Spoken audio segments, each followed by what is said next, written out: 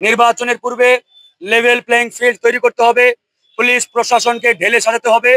ইতিমধ্যে আগামী ফেব্রুয়ারিতে প্রধান উপদেষ্টা জাতীয় নির্বাচনের রোডম্যাপ ঘোষণা করেছেন। আমরা স্পষ্টভাবে বলেছি, আমরা আগামী ফেব্রুয়ারির মধ্যে নির্বাচন চাই। তবে সেই নির্বাচন অবাধ সুষ্ঠু করার লক্ষ্যে নির্বাচনের পূর্বে যে প্রি কন্ডিশনগুলো রয়েছে, নির্বাচনের যে পূর্ব শর্তগুলো রয়েছে, সেগুলো অবশ্যই নিশ্চিত করতে হবে। নির্বাচনের পূর্বে লেভেল প্লেইং ফিল্ড তৈরি করতে হবে, পুলিশ প্রশাসনকে ঢেলে সাজাতে হবে।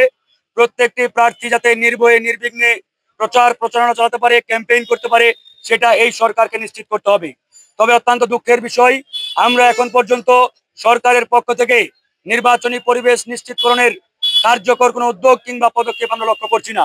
তাই আমরা সরকারকে বলবো, আগামী ফেব্রুয়ারির মধ্যে নির্বাচন করার জন্য আপনারা যে রোডম্যাপ দিয়েছেন, সেই রোডম্যাপ বাস্তবায়নের লক্ষ্যে আপনারা আপনাদের এই পুলিশ বাহিনীকে এখন পর্যন্ত ঢেলে সাজান নাই। আজকে পুলিশের যারা দায়িত্বে রয়েছেন, এরা 18-24 সালের আওয়ামী লীগের যে ফ্যাসিবাদী ইলেকশন, একতরফা ইলেকশন, যে বিনা ভোটের নির্বাচন, সেই নির্বাচনগুলোর দায়িত্বে ছিলেন। একই সাথে আজকে যারা ডিসির দায়িত্ব রয়েছেন, এরা 2018 কিংবা 24 সালে ইউনোর দায়িত্বে ছিলেন। তো 2018 সালের সেই আওয়ামী মার্কা নির্বাচনের যে ইউনো আজকে ডিসির দায়িত্ব রয়েছে, সেই ডিসিকে দিয়ে আগামীতে আপনি একটি অবাধ সুষ্ঠু নিরপেক্ষ নির্বাচন জনগণকে উপহার দেওয়ার স্বপ্ন দেখাচ্ছেন, এটা কোনোভাবেই বাস্তবায়ন সম্ভব নয়। আমরা এই জন্য সরকারকে স্ট্রংলি বলেছি, এখনো বলছি, নির্বাচনের পূর্ব শর্তগুলো পালন করেন। যদি আপনি বা আপনার সরকার নির্বাচনের পূর্ব শর্তগুলো বাস্তবায়ন করতে না পারেন, তাহলে আমরা ওই রকিব কিংবা হুদা মার্কা নির্বাচন এই বাংলাদেশের মাটিতে হতে দেব না। আমরা নির্বাচন চাই, সেই নির্বাচন অবশ্যই অবাধ সুষ্ঠু হতে হবে। প্রত্যেকটা ভোটার নির্ভয়ে নির্বিঘ্নে ভোট কেন্দ্রে যাবে এবং তার পছন্দ মতো প্রার্থীকে ভোট দিয়ে নির্বাচিত করবে।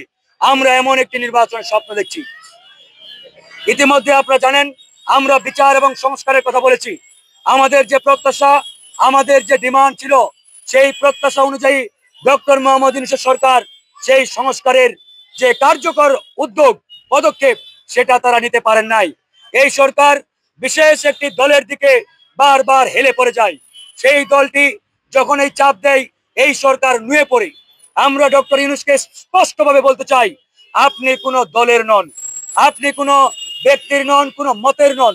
সুতরাং কোন দল কি চাইলো, কোন দলের কি এজেন্ডা, কি চাওয়া, এটাকে প্রাধান্য না দিয়ে আপনি জনগণের চাওয়াকে প্রাধান্য দেন। জনগণ কি চাই, জনগণের আকাঙ্ক্ষা কি, জনগণের ডিমান্ড কি, সেটাকে আপনাকে বাস্তবায়ন করতে হবে। অন্যথায় আপনি যদি মনে করেন যে আগের মতো যেন তেন মার্কা একটা নির্বাচন দিয়ে আপনি চলে যাবেন, এটা এই দেশের জনগণ আগামীতে বাস্তবায়ন হতে দেবে না। ওটা তো ওরা আসলেই জানতে পারবে, তাই না? শোনো, টাকা তো চাইছে, 10,000 টাকার শর্ট আছে, বুঝছো? ধন্যবাদ। কত টাকা শর্ট পড়ছে সেটা বল। 10,000 টাকাই শর্ট আছে।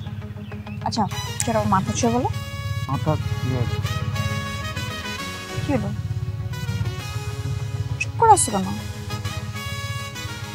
ভণ্ডামি, টাউটামি,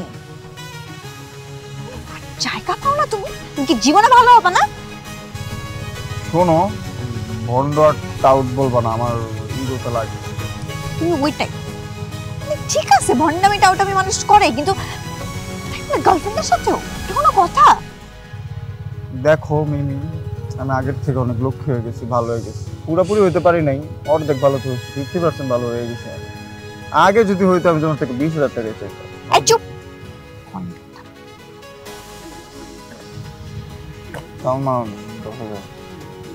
ঠিকভাবে বলো, কত টাকা শর্ট পড়ছে?